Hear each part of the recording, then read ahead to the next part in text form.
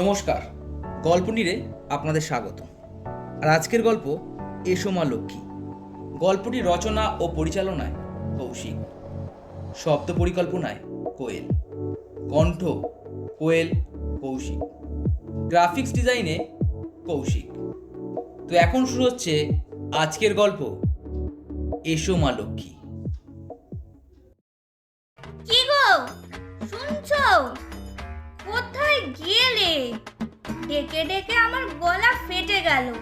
কি গো, কানে কি তালা দিয়েছো নাকি?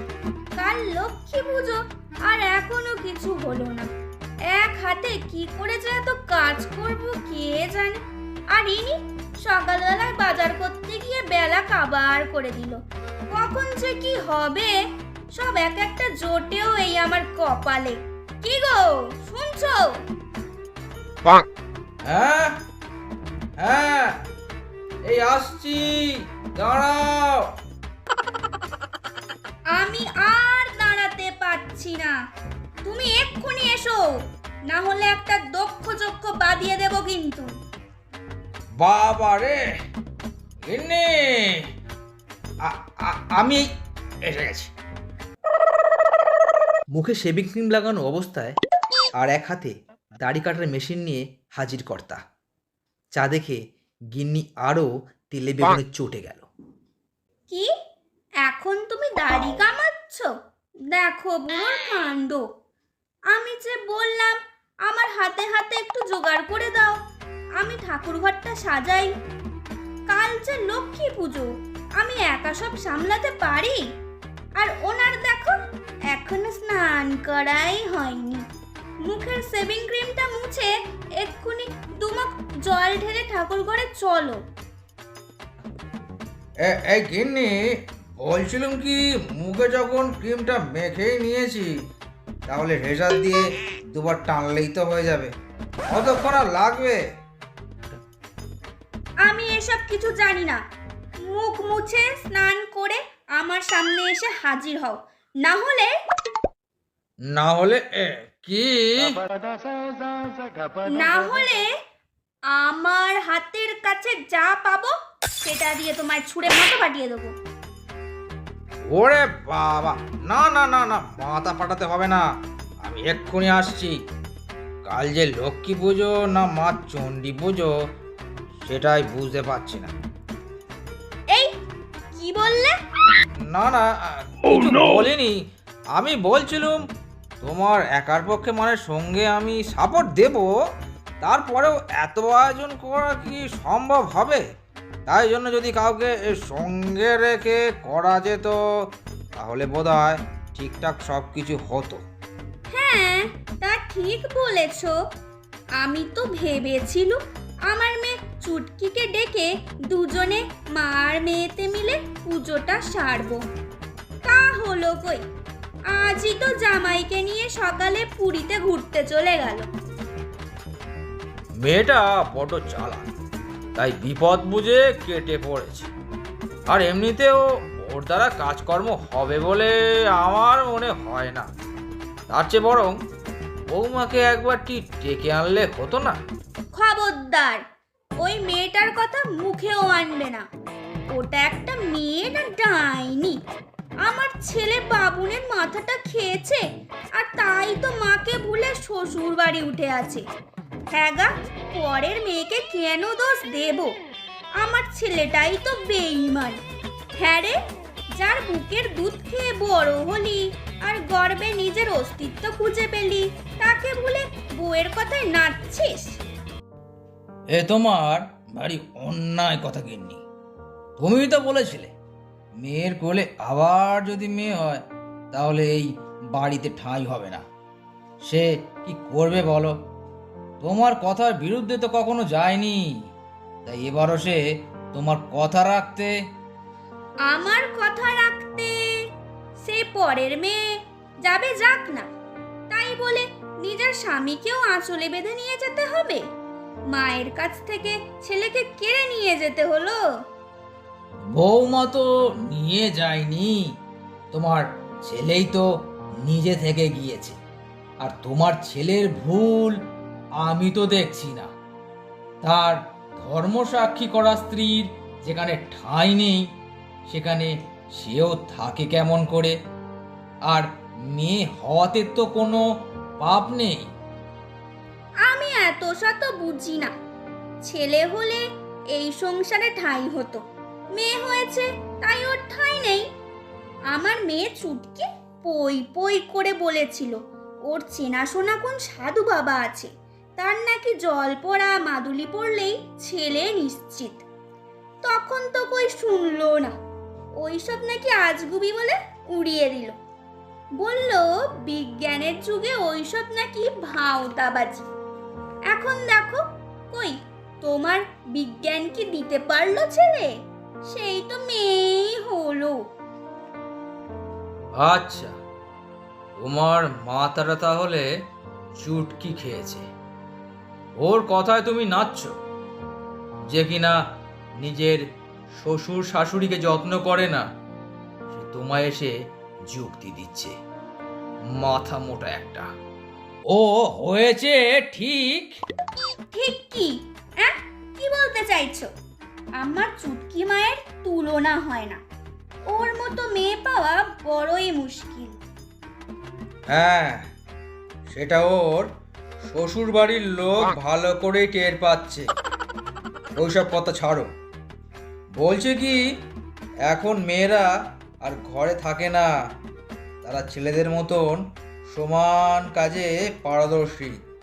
তারা যেমন ঘর সামলাতে পারে, তেমন সমান তালে অফিস কাচারি এমনকি সরকারি বড় বড় পদও সামলাতে পারে। তা ঠিক, মেয়েরা এখন অনেক এগিয়ে। আচ্ছা, একটা উদাহরণ দিই। এই ধরো, আমাদের বাড়ির সব কিছু সামলায় কে? আমি তবে তুমি কে? আমি একটা মেয়ে। হ্যাঁ, আর তুমি ভালো করেই জানো যে আমার থেকে তুমি কতটা বুদ্ধিমান। আর যদি আমার চাকুরি ক্ষেত্রে তুমি আমার জায়গায় থাকতে, তাহলে তোমার যা বুদ্ধি আর যা তোমার প্রতিভা, তাতে আমি নিশ্চিত তুমি একের পর এক প্রমোশন এই এক এক চুটকিতে নিতে। ধুস, তোমার জায়গায় আমি তো অত শত পড়াশোনা জানি না। এটা তুমি বেশি বেশি বলছো। তবে এটা আমি জানি যে ছেলে হলো বংশের প্রদীপ। আর প্রদীপ তো এমনি এমনি জ্বলে না, জ্বলার জন্য সলতে লাগে। আর সেই সলতেটা হলো তার স্ত্রী। যেমন আমি প্রদীপ আর তুমি তার সলতে। ধুর, বুড়ো বয়সে যত ঢং। আচ্ছা গিন্নি, মা দুর্গার কটা মেয়ে ছিল? দুটো, এক সরস্বতী আর এক মা লক্ষ্মী। আর তোমার ছেলে বউয়ের? দুটো মেয়ে। তাহলে তাহলে বাবুনের বউ মা দুর্গা হয়ে গেল। যত সব। যাও তাড়াতাড়ি স্নান করে এসো, আমি ঠাকুর ঘরে যাচ্ছি। দেরি করো না কিন্তু। এমন সময় পা স্লিপ করে গিন্নি সজোরে মেঝেতে আছড়ে পড়ল। ও মা রে, গেলুম রে।